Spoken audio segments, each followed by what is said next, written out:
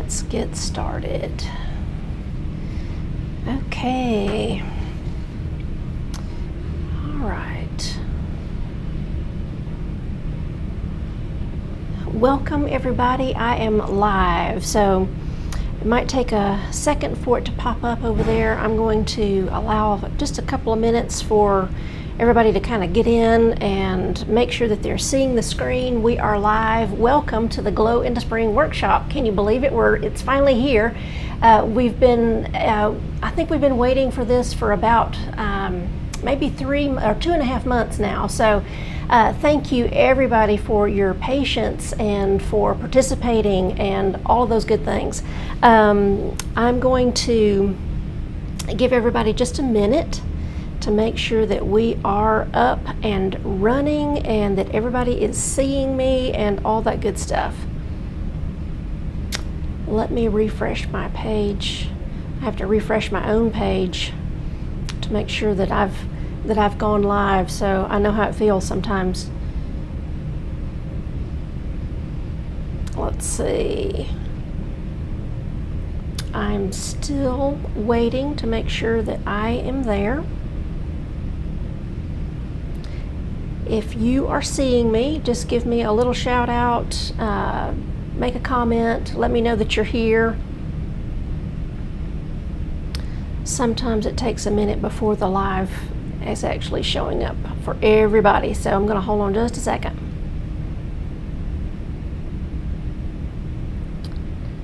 As soon as we make sure that we are underway, we are going to get going. Let's see. Okay, now I know that I'm live and I am waiting for it to show up.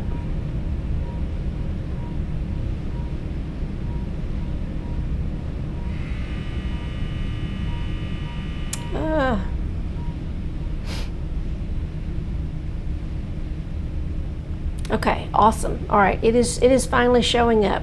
Okay, I've got people coming in. Awesome. Welcome. I am so glad that you're here. Sometimes with lives, it takes a minute for it to sort of populate on everybody's platform, but I'm finally seeing it for myself right now. So it's official. We are here and we're live. Thank you for being here. So for all of you that are here, I've got some brand new folks that are in here that are not actually members of my painting membership, and I just want to extend a special welcome to you. Thank you so much for being here. And then I know that a lot of my members are actually here too, joining in with the group. Thank you so much, guys, for being here. This is all brand new content for you guys too, so I know you're going to enjoy it. And one of the big things that I want to make sure is going on this week, or for the remainder of our week and our time together, is that you're getting this idea of how to really create that glow of some of our really favorite springtime subjects, including like the backlighting of leaves and trees and the sparkle of water, and also maintaining those vibrant colors with florals when we're working on those. So, watercolor is a very transparent, translucent medium, and it really lends itself to those luminous qualities. But I want to share some really special techniques and processes with you over the next 3 days that will help you really zero in on some of that stuff, okay? All right, so we're going to get started right here. Let me look over at the comments just to make sure that we're not having any issues. Let's see, let me get my sound is good. Awesome. Okay, everybody's doing good. All right, so let me just do a couple of little, I guess, just some, house rules, or, just kind of go over a few things just so that everybody knows what is going on and where to find everything and all that good stuff. So the reference photos that we are using for our sessions are already in the group. Okay, so if you are in the group and you go to the media section, inside the media section there is a folder called I think it's just a folder called albums. Okay, open the albums and you'll see the reference photo album. So all 3 pictures are there. And I'm also sharing a sketch for all of the images that we're going to do. Sometimes, it's just there if you want to use it, okay? It's not a mandatory thing. Some of you like to do your own sketch. Some of you want a little assistance or just to kind of, have something to go by, and it's there for you if you want it. I will be posting, I've got the other two ready. I'm just going to go ahead and post all of them, probably, the other two this afternoon, just so that they're there and you can kind of do that. So I do want everybody to show up for our sessions with your sketch ready and all that stuff. I'm not going to spend time actually going through the sketch during the session. We're just going to jump right into the painting each time. So just so you know that. And then also, let's see, what was the other thing? Oh, please make sure, now this doesn't apply for my members. You guys you already have a login and all that kind of stuff for my website.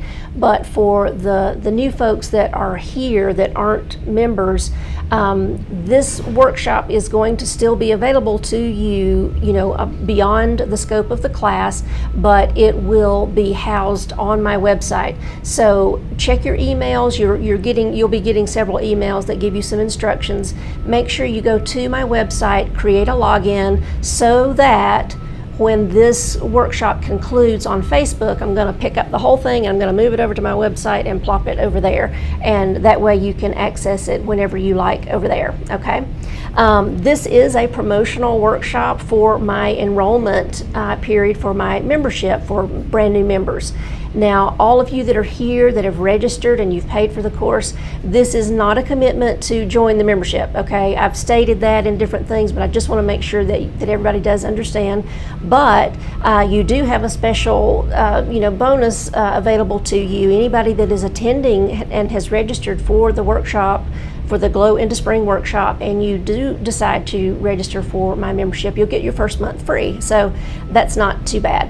And then moving forward, anytime I do a promotional workshop like this, it is always free to you as a member. Okay, so you won't even have to register for any of these in the future. So let's see, I got one more thing. I'm giving away a tube of Daniel Smith's quinacridone gold all 3 days, okay? So there's the only caveat is that you, those of you that are already members, you're not eligible to participate. This is for all the new people that have not been with me before. You're all eligible to participate, but you have to be present to win. So at the end of today, I'm going to go back through all the names. I'm just going to do it like in elementary school. I'm going to write the names down on pieces of paper and blindly choose one. And somebody's going to win a tube of paint, and it will be shipped to you. Okay. Let me make sure there's not anything else going on. Let's see, I think that's it. So let's get started, all right? So I've already got the images up on the screen for you right now, kind of in the bigger picture there in the background. This is what we're gonna jump into today. And I should mention before we get started, I'm at a facility where there's printing presses going on in the next room, and so if you're hearing a bunch of noise and clacking, I'm really hopeful that it's not hindering us too much. You can kind of make some notes or comment about it if you want to, just to let me know if it's causing any kind of issues. All right. As we go, if you have questions, definitely go in and type out the questions. I will get to all the questions as we're at the end. Okay. All right. So let's get back over to our image for today.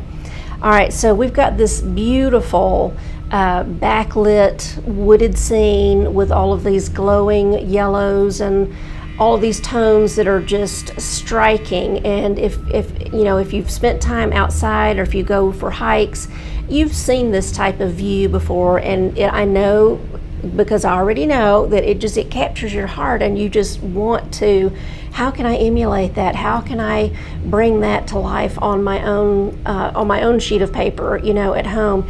And it can seem a little bit daunting, but I kind of want to walk you through this process so that it's a little bit clearer what we need to do to achieve this particular look, okay?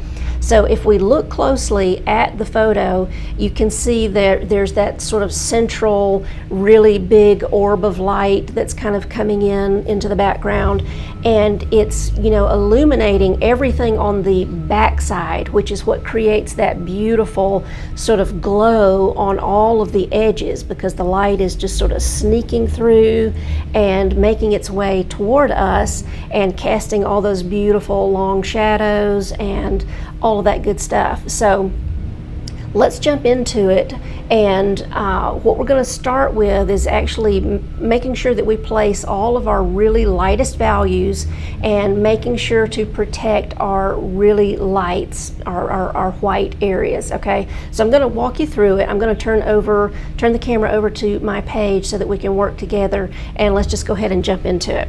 All right, so let me get this. Whoops, let me do it again. I got the wrong thing. This, and then this. Here we go.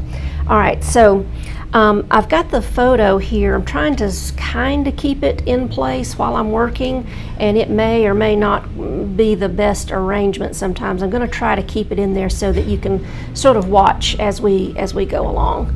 Now I'm going to start, you know, I've got my sketch already, and I'm just using a wash brush. I've kind of adopted this nice big Chinese calligraphy brush as my wash brush here lately. So I'm going to start, got my sketch and my dry paper, and I'm coming in with water to make sure that I'm protecting all of my lightest areas. So this big area right here is very light. We want to make sure that we're keeping that protected. So I'm just putting a little bit of water there. And then for the rest of the light areas that are at the top, I'm using my spritz bottle to kind of just make some little spritz. And if you've not been with me before, I like the big spritz bottle because it makes really random big drops that you know, that are not that fine mist, and it kind of helps me to create a little bit more foliage. That sort of foliage effect, or that look. All right, so I'm getting into, this is my Hansa yellow, and I'm also using a little bit of Quinn Gold, okay? That's the color that's being given away this week, and the reason that I'm putting that out there as my giveaway color, the Quinn Gold, it is sunshine in a tube, and it's fantastic for all sorts of glowing effects, and it's really nice for candlelight too. All right, so you see I've made this really nice rich puddle.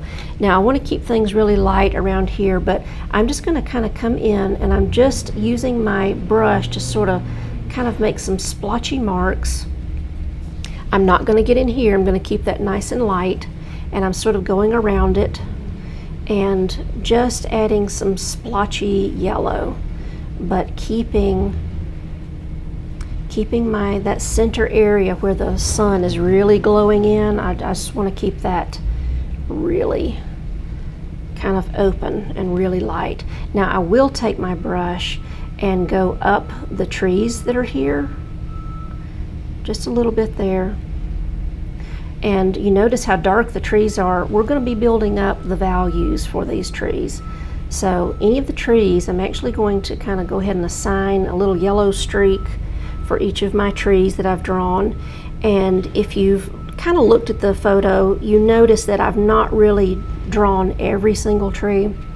I'm going to kind of just paint some as I go, but just keeping it splotchy. You know, you can even do a little splattering if you want to. All right, I'm going to come down into the lower portion of my painting. There's sort of that distant, you know, on the back side of the trees, there's a little row, a hedgerow of just wild growth. I'm adding yellow into that as well. And I'm going to go ahead and take some yellow and just brush it in. Notice I'm letting my brush get dry and kind of thirsty. Okay, I'm just using my brush, my wash brush, to kind of come in here. And if I've got some sort of white streaks in there, I'm not worried about that. I'm okay. This is laying in some nice tone and color. We're building a foundation. All right, so you notice how I've left a lot of white splotchy places. I'm going to sort of hold this up and let you see a little bit better There's a lot of water on the paper, but see, I've kept it really white and light in that middle section.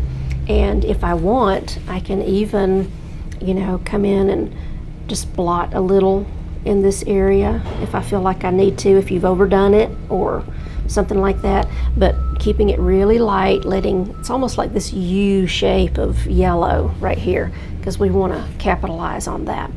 All right, so I'm going to let this kind of sit for a little bit, and I'm going to start working in some other colors. I'm just going to switch over to my regular, this is my number 12 round brush that I use pretty much as my workhorse brush. I'm going to kind of switch over to that. Let's see. I'm going to get into, what do I want to do? I've got all this nice Hansa yellow here.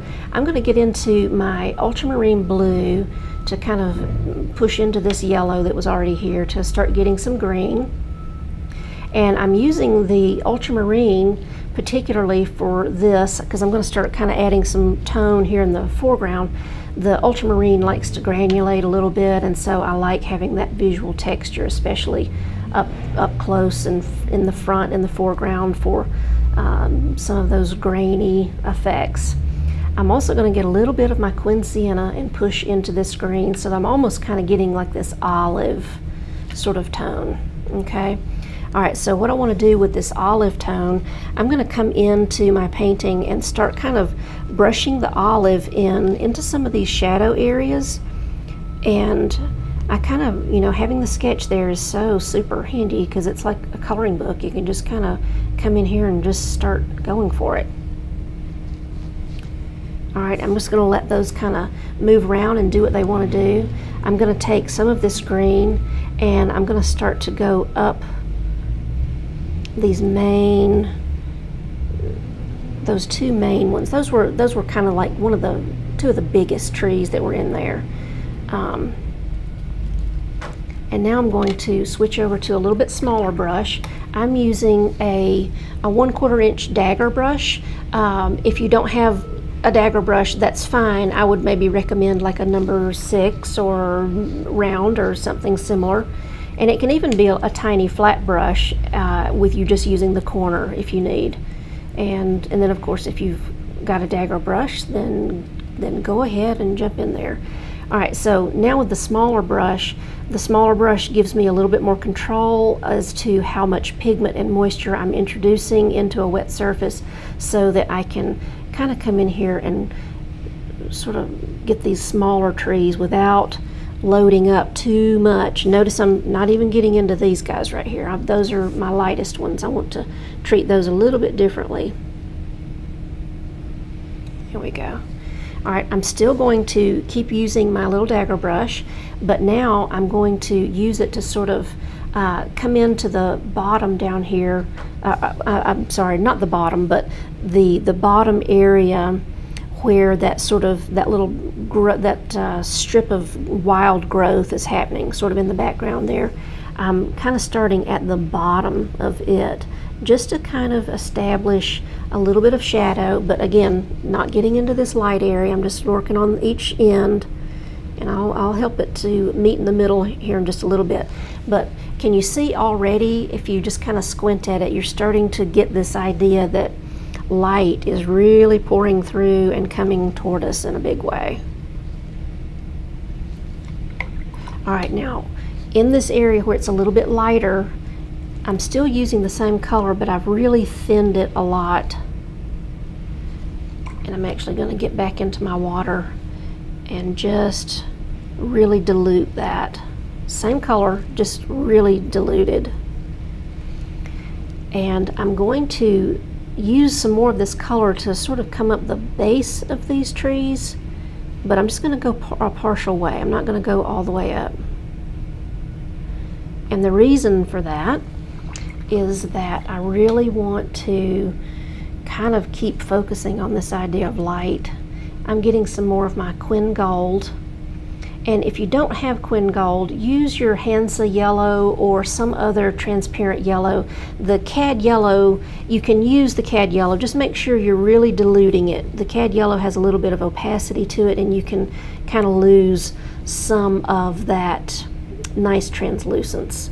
All right, so I'm starting at the top of the tree, and notice how I'm letting a more yellow tone represent the tree at the top, coming down. And I'm going to kind of do that I'm just adding some trees that weren't actually drawn, but I'm just kind of looking at my photo and putting a few of these little trees. See, these trees they're so illuminated that they're not meant to really look brown anymore. We know that they're brown trees, brown bark, but they're so full of light, so illuminated right now that they're going to appear yellow. I'm just using this is a Quinn Gold, Hansa Yellow kind of mixture. Now I'm going to get a little bit of my Quinn Sienna down at the bottom, for down at the bottoms of the trees. So I've kind of mixed it in. I've got my yellow and my sienna here together, and just the same way that I made the bottoms of these trees a little bit darker, because see, that light's really hitting at the top, I'm going to come in and kind of hit just a few of the bottoms of these, these little extra trees that we added. I'm going to give them just a little bit of more intense color down on their bottom ends of their trunks. And I'll even add a little bit right here on these guys. See, we're keeping everything really light. There are no details right now. This is all about laying in these nice layers that begin to, they will collectively begin to contribute to this glowing effect. And we're starting very light, very warm, and working our way toward the shadows after the fact. I'm getting back into this yellow, and I think I had a little bit of this green sort of get mixed in. So I'm kind of got this muddy yellowish color. I'm going to come in and kind of start almost using like a scumbling technique. If you've painted with oils before, I'm just sort of smashing the brush into the paper a little bit and just making some little random shapes and marks, and coming back and dropping in some extra dark values. I'm kind of creating that look and feel of all of those. There's a bunch of foliage sort of hanging down from the top side, I guess, if you want to think of it that way, but it's very nondescript and very illuminated, very backlit, and so we don't have to, not getting into any details. The same thing is kind of happening over here on this side. I'm gonna kind of catch this, and with my paper being a little bit damp, I still have these little pockets of moist paper where the pigment will just sort of race around, giving me some irregular effects, which looks really nice. Now, here's something I want you to think about. Now, if we're looking at the photograph has got some very definite information about, getting really dark. All of these, all of the tree trunks are really, really dark. When we start working on our painting, I think it makes a lot of sense to, expand beyond just what we're seeing in the photograph and just really keep the glowing light as our focus. And so I'm going to try to make sure that, a lot of these tree branches, or excuse me, the tree trunks, I want them to stay a little bit lighter than what I'm actually seeing in the photograph. And the reason is that it will kind of just create this illusion a little bit more that there's a lot more glow happening, in the piece. Whoops. Okay, I'm going to get back into my Hansa Yellow. And by the way, I have my members know this, but I've used Cad Yellow like always, I mean, for decades. But I have recently started challenging myself to really push the colors that are, more translucent, more transparent, because I really do see how they help me build up these really soft, glowing layers. The cad yellow is wonderful. I still use cad yellow for several other things, but when I'm really trying to make sure that I keep things really, vivid and transparent, glowing, it's become more important to me to make sure I'm using a pigment that's really, really transparent to build up those layers. All right, now I'm going to use a little bit, let's see, I'm going to actually clear off some of this Hansa yellow. I want to use my Quin Gold. Here's one of the things that I love about Quin Gold. Quin Gold has this ability to kind of push back other colors, and so if I know that the light is coming in here, it's going to be casting light on all of these, these sides of the trees that are on the sort of the inner side here. And so I'm going to come in here and put some Quin Gold on the inner sides of these trees. And then if you watch, you see how that gold is just pushing that green back. Watch it here. I'm going to do it here. See how it blends in and then it just pushes that green back out of the way. It's a beautiful color and technique, and the pigment is just, it's always willing to just push all those other colors out of the way and give you just that nice, vibrant look. And I think I mentioned it before, the Quin Gold, I'm putting it on all of my, just straight Quin Gold, putting it on my little trees here, and it just makes them glow. It's really like sunshine in a tube. It's fantastic. I just love it. Look how much glow we have. Do you see how light I've kept it here? It's actually maybe a little bit lighter than the photo at the moment, but I'm okay with that because my objective was really, I want to make sure that I'm capturing a glow, and so you can't really go wrong as long as you stay, keep your values light, protect your whites. Notice I've allowed several little pockets of white to remain. I don't want all of this to be yellow.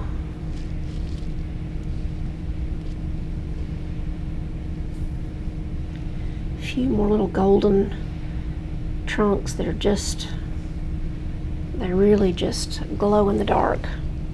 Oh my goodness, so much glow. Let me look right quick just to make sure that I haven't had, I think everybody's doing good. I think everybody's doing good. I think I've just see people kind of interacting and just saying that they're here and all that good stuff. I don't think anybody's had any issues or problems. All right, I think what I'm going to do, because I want you to be able to see, I'm going to, I think we're far enough along. I'm going to eliminate the little, the little picture that's sort of sitting down here in the corner. Let me just go without that because I want you to kind of see what I want to do down here at the bottom, okay? All right, so this has just been sitting and moving and doing and all that good stuff, everything that it wants to do. But I want to start building a little bit of extra tone and color. All right, so before I do that, I want to dry what I have here. Everything is, it's loosey-goosey, it's really wet, and I want to kind of be real specific about where I put some darker values and make sure that they stay in place. So let's just take a quick little dry break here, and I'm going to mute the mic so that you don't have to hear the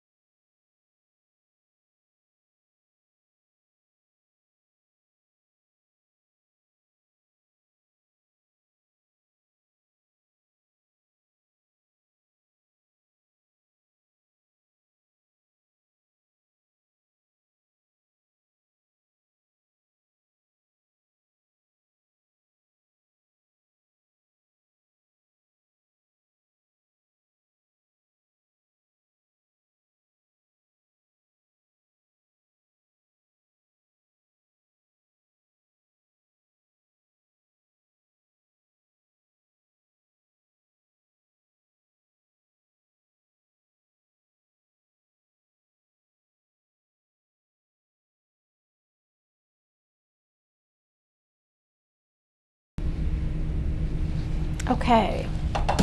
All right, so here we are. Hopefully that mute saved everybody's ears.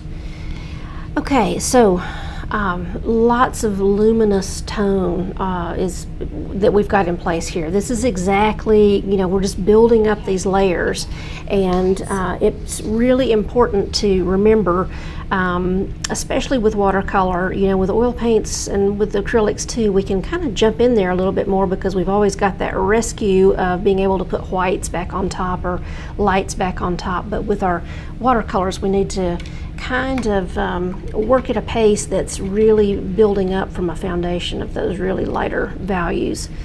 All right, so what I think I want to do now, lots of greens. We've gotten a lot of this yellow in here, and I've kind of indicated with some of that darker, that olive green, kind of where some of our darker values are going to go. But I want to start introducing a little bit more green. But that vivid green, okay, sort of that really bright green. I'm just going to clean off a little spot right here so we can get into it. So I'm using, this is a Daniel Smith color called Green Gold, and some of you may have seen, Winsor Newton makes a green gold. It is not the same, okay, a totally different mix. So anyway, just so you know, I don't want you to get those confused. So what I want to do is get a good batch of this green gold going here, and I'm actually just going to kind of mix it with a little bit of this dirt that was on my palette from those other greens. That kind of just pushes the value down a little bit, and I'm adding a good bit of water. Nice liquidy big patch of green here. All right, so now as I look back at my reference photo, I want to kind of start coming in here and laying in some of this green. And I can see that there are, definite patches of it, in between out here on the ground. There's little patches of it sort of in between and in behind all of this, all the way across. And notice how I'm just kind of using my brush to kind of just lay it in there. I kind of went in between some of my trees a little bit, and I'm actually going to lay this color over the top of my shadow colors that were out here.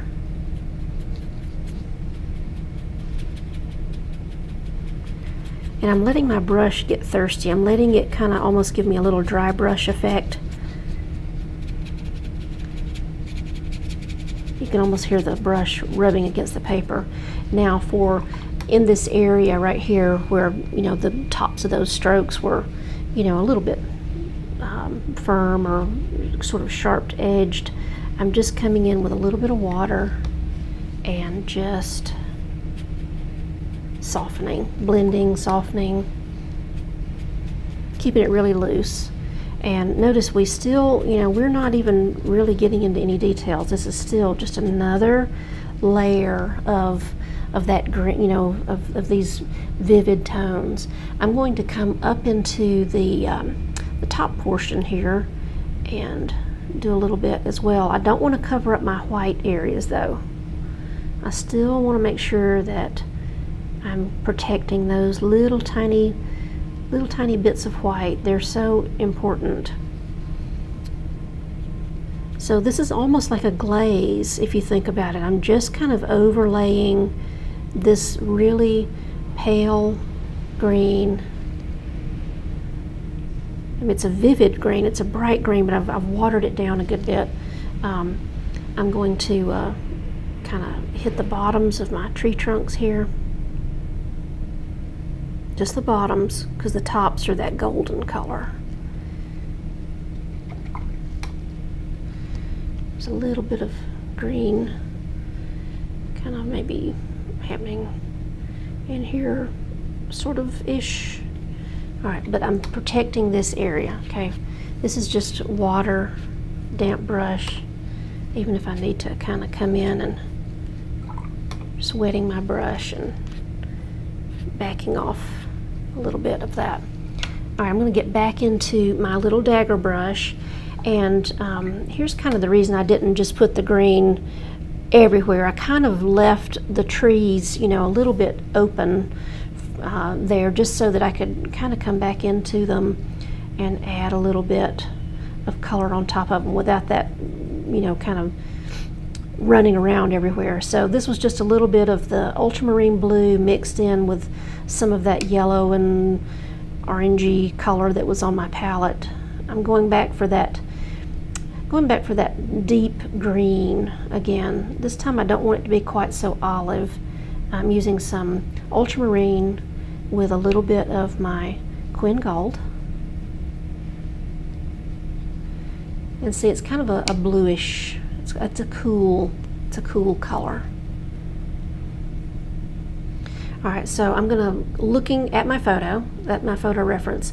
You know, my trees, these larger trunks that are kind of in the foreground, they are, you know, much darker. And notice that I'm making the tree is green.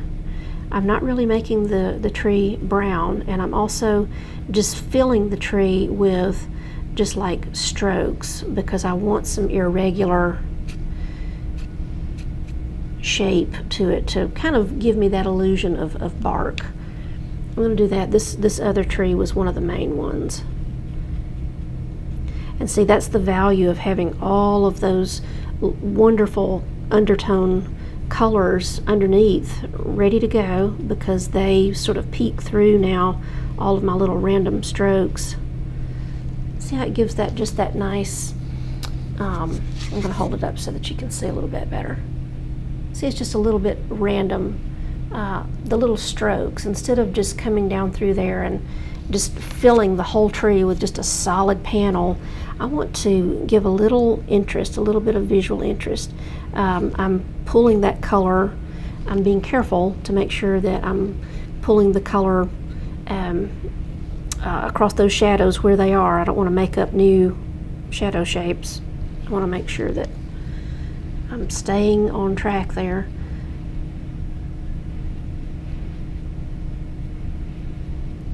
Now for these other trees, you know, they're major players in the little wooded scene here, but I kind of want to just focus maybe on their bottom sides. The part where they're going into the ground. I'm going to let that sort of, let the darker color be down at the bottom. I know it's not really like that on all the trees in the photo, but if I kind of treat it that way, I'm still going to get that sort of, that look that I'm wanting to see.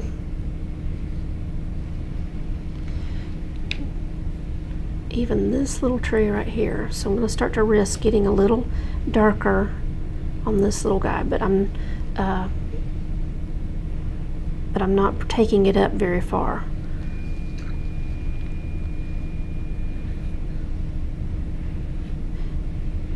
And see, I'm just letting these strokes be kind of, I don't want to be precious with it. Just lay it in there.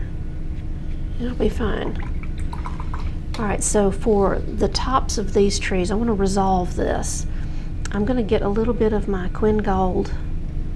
I'm kind of putting it out here just in the middle of this green, but I'm going to get a little patch of that green gold sort of happening in the center. See, I'm letting it blend in with that green that was down at the bottom. And then I'm just looking at some of my Hansa yellow, just sort of up at the top. And even just clear water.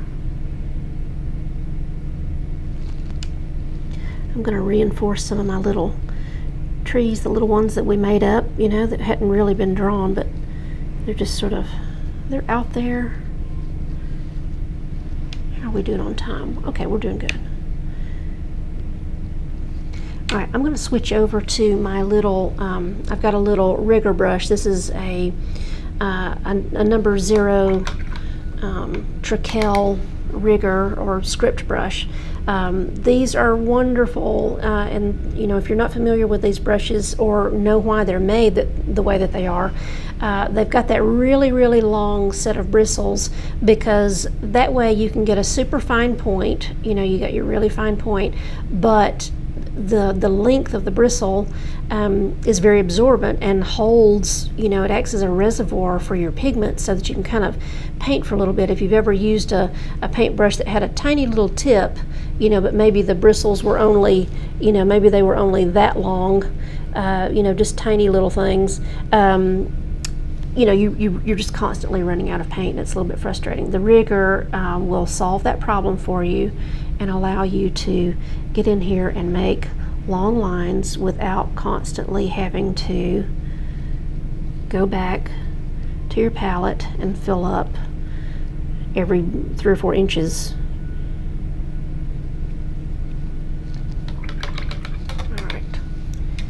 All right, so what I want to do now, I want to reinforce that, you know, the dark shapes that are that little hedge that's sort of back behind the row of trees. I want to reinforce that with a little bit of negative painting, but I definitely need to dry everything. So let's do one more little dry here, and I'll mute this.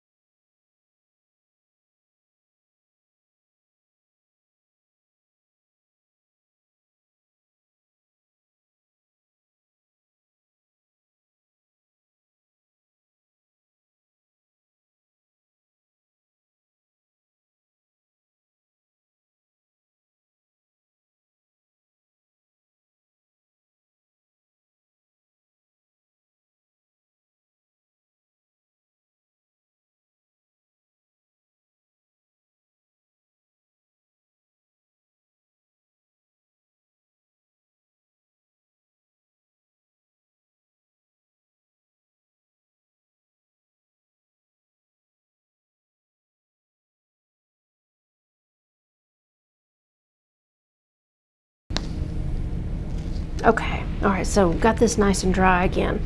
All right, so what I want to try to do now is come back in and start reinforcing some darker values now. Back there in that sort of distant little row of wilder growth that's back there, I'm just staying with my ultramarine blue and just kind of pushing it into some of this green that was out here on my palette. I'm going to get a little bit, let's see what I want to do. I'm looking to keep this. No, I want to go a little bit bluer with it. I'm going to put a little bit of my Quin Sienna in here. So I've got this dark greenish blue. It's almost, I won't say it's teal, but it's cool, okay? It's a little bit cooler. And so what I'm going to do is, looking at my painting, or excuse me, looking at my photo reference, I'm coming back in here and I'm going in between the little trees, because I can see that the bottom sort of, I don't know, whatever that shape, all those, that growth back there, it does have this definite sort of bottom to it where it's coming up out of the ground. So I'm looking to make sure that I'm getting some nice dark in here, and I'm just laying color in. And again, as I start approaching my center area, I want to lighten up, okay? So I'm going to, let's see, I'm going to add a few more little bits in here. There's a lot going on in, you know, back there behind all of these little tree sections, but I'm just kind of painting, getting some dark value in between here. And then I'm going to take, just as this is just a damp brush now, and I'm just blending a little bit on the tops, just so that it sort of carries on into, you know, that upper area. Just just in a kind of a nondescript way. And again, as I get a little bit closer into this section, I'm still putting that color in, but it's a lot diluted. You know, I've added a lot of water to it to make sure that it doesn't, I don't want it to overtake. I'm going to come back over to this side and start working on getting in between these little trees over here on this side. See, I'm just going right between the trees. See, that allows them to just continue to glow.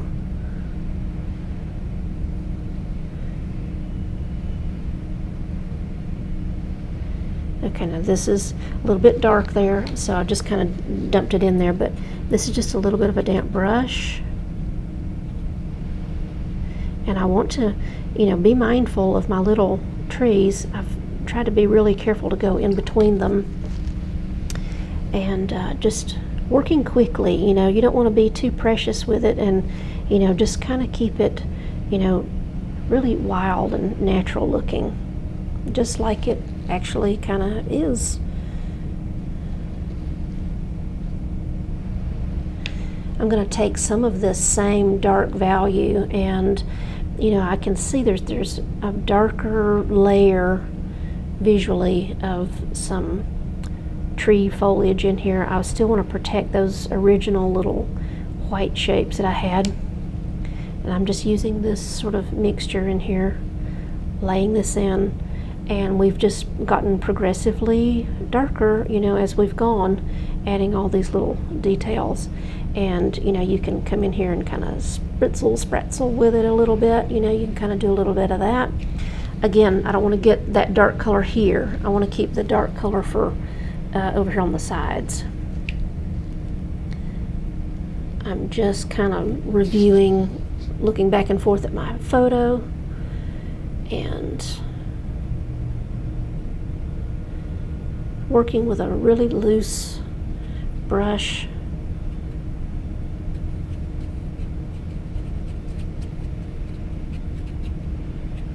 But then as I start to get in this sort of middle area, I can really start to, you know, warm up, you know, get really golden, and, you know, my leaves can start to take on a little bit more of a warm, light tone.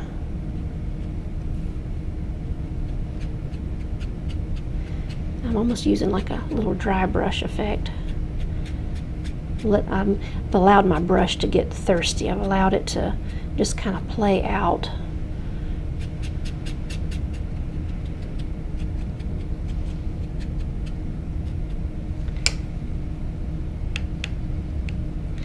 I like the little speckles. I'm just going to kind of put a few of those. And then even in the middle, I'm just going to use just the Quin Gold. And I'll do some little speckles of the gold, kind of, you know, more toward the center. You know, just constantly paying attention to that shift in color and tone. I'm really exaggerating what's happening in the photo. Honestly, it's, you know, it really helps to, you know, think about it in those terms. I want to capture that glow, so I'm almost allowing the glow to become really sort of the, you know, kind of the subject of the painting. In a sense, that's my objective as I'm trying to create the painting, if that makes sense. You know, it's fine to, you know, we can completely and totally render, you know, really accurately. And it's fine to do that. There's certainly there's nothing wrong with doing that. But sometimes it's, we will often come up with a little bit more interesting painting by, you know, just pushing a value, just letting that be the focus instead of trying to render so closely. And really it will wind up with a much more interesting painting. All right, so I've mixed up a really heavy mixture here of Quin Sienna and Ultramarine Blue. And I labored over it because I did it with my little tiny rigger. I could have used a bigger brush, but here it is. So I've made kind of this chocolatey brown sort of color. So I'm going to use this to kind of come in and just start to reinforce some really, much darker values. Some of these little trees that we see, they've got a little bit darker trunk maybe, and especially on our little guy right here in the front, he's got these little limbs. So the rigger is really good for that. I'm going to use my bigger, my little dagger brush to kind of come in and just do a little bit of value right over the top of what I had done earlier. Just a little bit more reinforcing. I don't want to totally cover up that green. I like some of that to sort of shine through.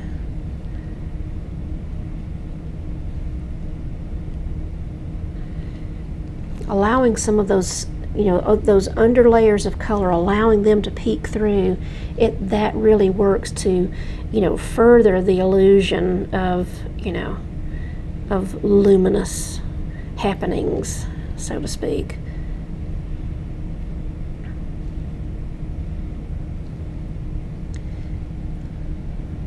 And notice I'm not making every single tree dark. I want a little bit of magic and mystery here. It's just really not that I'm trying to recreate and render perfectly everything that's going on in here.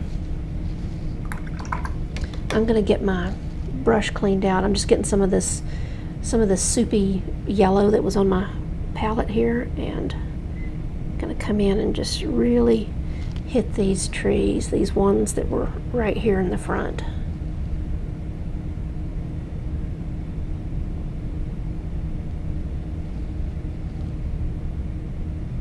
And when you went back through, putting that dark color in, you should have some little back painted areas that kind of looks like there's some little trees hiding out in there. But, in the photo, these trees are not completely yellow, but I'm really pushing that value a good bit.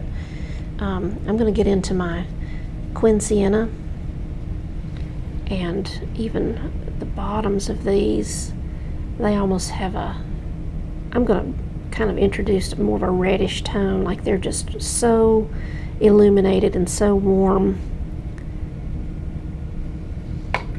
that they just are carrying a little bit more light. And see, that's not really in the photo, but I can push that in my painting. This is some just of that dark brown that was on my palette here.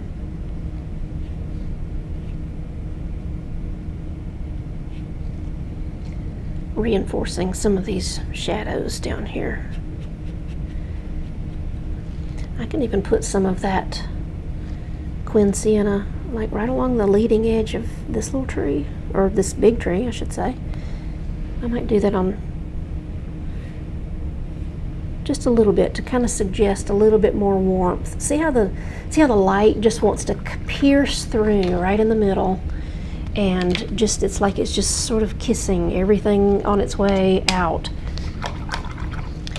I want to do just a couple of little extra trees. This is some of that green gold and this brown.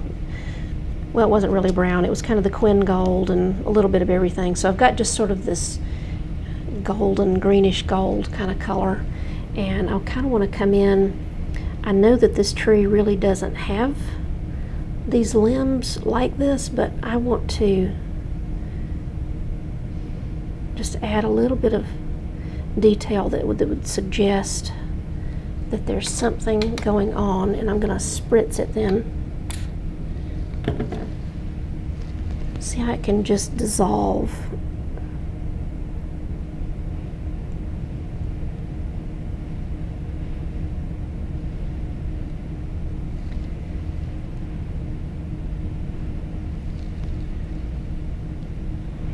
all that gold, all that glossy, or not glossy, but just that gleaming color. Now, I'm playing a little bit here and adding a little bit of visual interest. There's a lot of vertical shapes happening here because of the nature of the layout of the composition.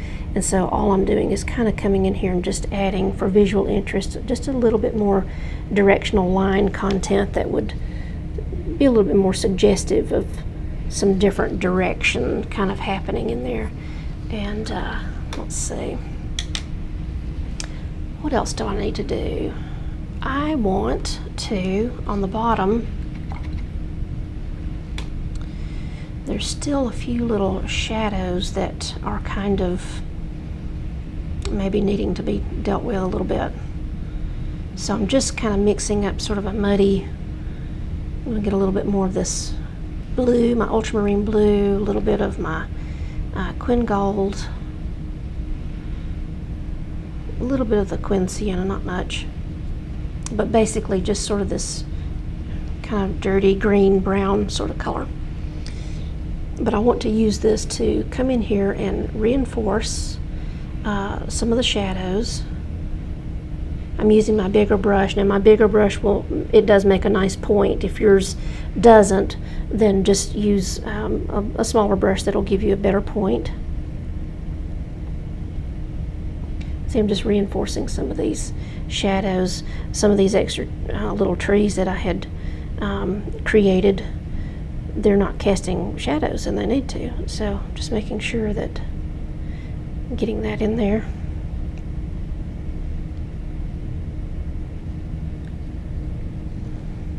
Let's see. Doot. Little guy there.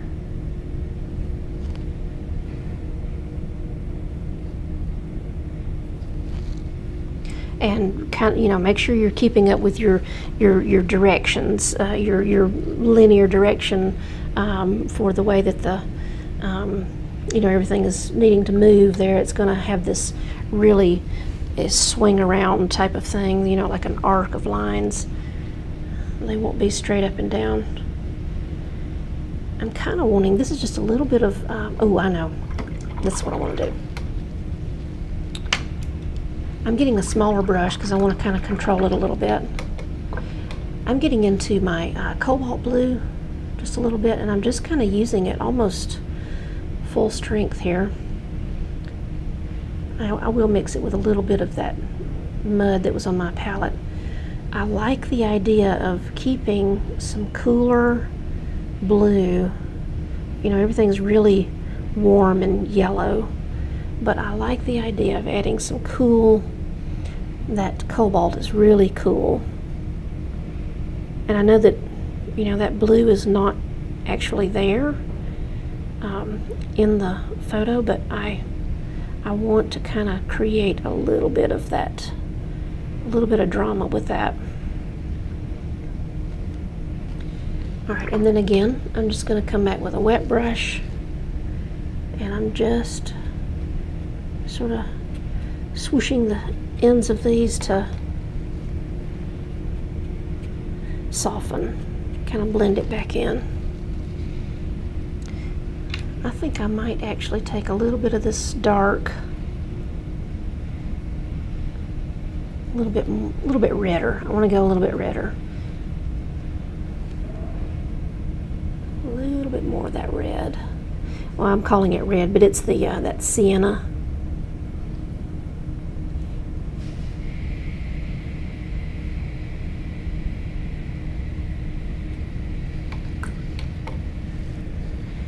And then just a little wet brush to just sort of soften that little transition right there. Awesome.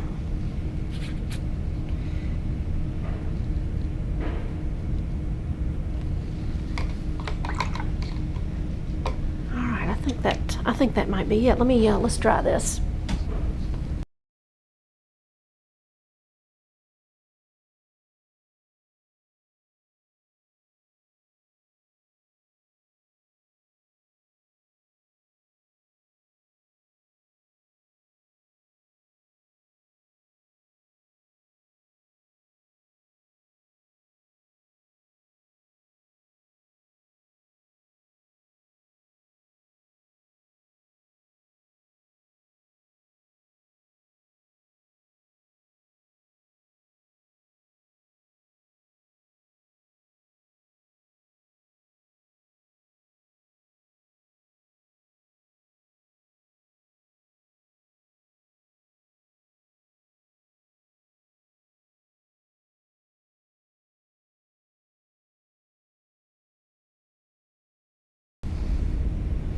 Okay. All right, I think we have a finished painting. We've gone over just a little bit. I didn't mean to do that because I still want to make some time for some questions if you have them and that type of thing. And oh, we've got to do our drawing for the Quinn Gold. All right, so this was super fun, and I hope that this was helpful for you. And you know, this might be a different way of kind of approaching, you know, the glowing effect than what you've done, and definitely share with me. Let me know what you think about it. But you know, I've just tried to keep the brush strokes very loose and very figurative, you know, as we go, but just, you know, focusing in, just really honing in on the values. That's so important, you know, to make sure that we're doing that, because value is everything. Value is really so much more important than colors. And so even if we turn this photo black and white, we still see that glow, and it's because of the values are communicating to us. So we definitely want to make sure we're doing that when we start incorporating our colors as well. So I hope you enjoyed that. It was super fun to do. Let me look and see if I've got some questions here. I think I'm just going to go down to the bottom because I think that's where maybe some questions started. Elizabeth, hey Elizabeth. Elizabeth is going to find this lesson very helpful in helping her to paint some cypress trees that she's working on. Absolutely. It's just that it's just really making sure that you've got that warm transition and almost exaggerating it to a point. It's almost like a caricature of the light, but it really makes it shine. Let's see, Maureen Morris. Hello, Maureen. Okay, so Maureen is asking, oh, the very first step, how did wetting the lighter area, whoops, I lost my thing moved. Here we go. How did the wetting the lightest area protect it? Okay, excellent question. So in that area, you know, I did wet the area, and you know, if I want to totally protect something and keep it super white, I'll not put anything there. But I did know that, you know, there's going to be sort of this central area of really bright light, and it's going to diffuse and move throughout the piece. So I didn't want any hard lines. I didn't want any hard lines, even if they were light values. I didn't want that hard line there. So I went ahead and wet that area, and then just made sure to come from the sides, approaching it and stopping short, allowing a little bit of movement into that wet area so that it's still remained the lightest value, because we did continue to build and get darker on those edges, and that, you know, that center area is still very super light. So I hope that answers your question, Maureen. Very good question. Let's see, Kim is asking, what is the rigger brush that you use? The one that I'm using, Kim, is it's a Trekell No. 0 script brush. It's a synthetic squirrel, and if you took my brushes workshop, it was I covered that in there. Not all of you may have been in my brushes workshop. I know a lot of Angela's community took my brushes workshop at one time, but I did talk about it in there in the event that you did see that. But that is where it comes from, and I love it. I've got several so that I don't ever run out. Let's see, Elaine is saying, oh, thank you, Jill. This was helpful for my next rendering of the sun through the trees painting. Yes, that's exactly it. Sun through the trees it's tough, you know, but if you really take the time to really build up those layers, protecting the light areas, it really makes a huge difference. So I'm so glad that helped you. Let me keep going. Let's see. What is the Chinese brush? Tanya's asking, what is the Chinese brush? This is it's a Chinese calligraphy brush. Let's see, yeah, okay, here we go. You can see it right here. I got this at Blick. It's a I can't pronounce it, Yasutomo Chinese brush. It was very inexpensive, and it has become one of my favorite new brushes as a wash brush, and it does a fantastic job with splattering and some different, you know, rough techniques where I can kind of grind the brush into the paper a little bit, and it doesn't hurt anything because it's only a $8 brush, so I'm okay with that. Let's see.